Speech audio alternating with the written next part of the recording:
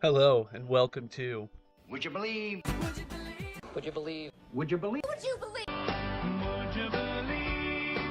Would You Believe, where we're going to talk about some crazy facts, unbelievable events, and common misconceptions. So without further ado, let's get into it.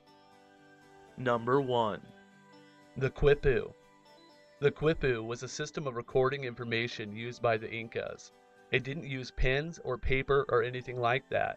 They used a system of intricately colored and knotted yarn. The yarn would be fastened to a piece of wood or stiffer rope. Some of the biggest pieces had up to 15,000 pieces of yarn.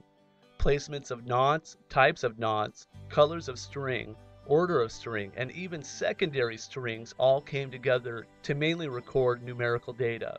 But some experts believe that it could also be a binary system used in place of a written alphabet. Number 2. Napoleon wasn't short. Napoleon Bonaparte was a French statesman and military leader during the French Revolution. He is most historically known for dominating European and global affairs for more than a decade, and also his short stature. This is something I'm sure we've all seen greatly exaggerated in many movies and TV shows. But in reality, Napoleon was 5'7", which was the average height for a Frenchman of the time. The discrepancy here comes from the difference in measurement. At the time, the French inch was longer than the English inch, so he was being reported at only 5'2". Number 3. Slaves didn't build the pyramids. This is another misconception that a lot of us have believed as fact. It's a belief that has stemmed from the line of the Old Testament book of Exodus that states, "So the Egyptians enslaved the children of Israel with back-breaking labor, and the Pharaoh put them to work to build buildings." This was misinterpreted by some and further propagated by Hollywood.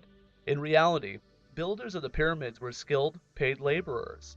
A tomb of workers was even uncovered in 2010 that further proved this. Evidence showed that the workers were fed meat and worked in 3-month shifts. Number 4. John Brower Minnock. John is known for holding 2 Guinness World Records.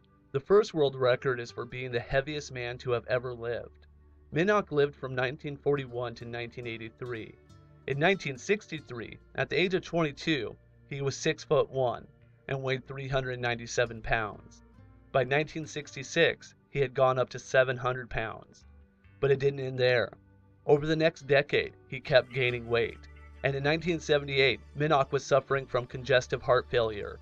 Dozens of firemen were enlisted to tear down walls and lift John onto a makeshift stretcher to take him to Seattle University Hospital, where doctors estimated his weight at over 1,400 pounds.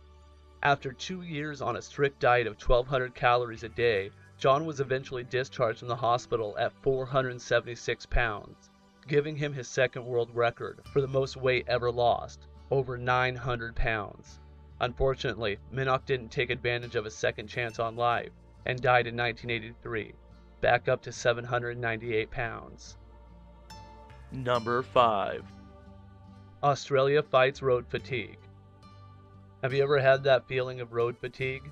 You're driving down a long stretch of highway, all the scenery's the same, the yellow line starts to hypnotize you and your eyes start to feel heavy. Most of us are able to roll down the windows and blast some music to wake up until we get to our destination, or at least to a place where we can get out of the car and stretch. But in Australia, this has become such a problem, the government has had to intervene with trivia. Some stretches of Australian roads are so long that the road fatigue related crashes have become a huge problem. The government has put up signs with trivia questions and answers to help try to keep the drivers more alert and their minds active.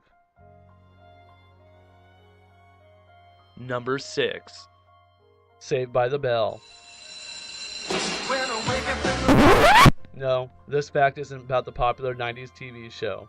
This is about the true origins of the term that the show takes its title from. If you're watching this channel, you probably enjoy trivia, and may have heard it reported that the origins of the term come from the safety coffins of the 17th and 18th century.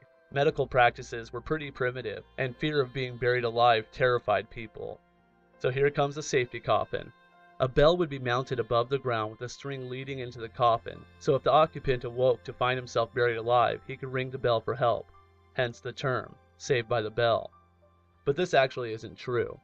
This comes from a fax machine copy pasta of the 70s called Life in the 1500s. There's actually no reported use of the term for safety coffins from before then. The term actually comes from boxing, where a boxer about to be knocked out can be saved by the bell, signifying the end of the round. Number 7. Who owns Antarctica? Since the 1940s, Argentina and Chile have been in competition over the ownership of Antarctica. No one truly owns this land in accordance to the Antarctic Treaty of 1959, which blocked any one country from trying to take claim of the land. Even after the treaty, Argentina and Chile continued to argue that the Arctic Peninsula was a continuation of the Andes Mountains, and that they owned the coal, oil, and minerals on the land. In 1977, the Argentinian government had an amazing plan to be able to claim ownership of the land. They flew a pregnant Argentinian woman to the winter wonderland to give birth, to be the first baby born on the continent.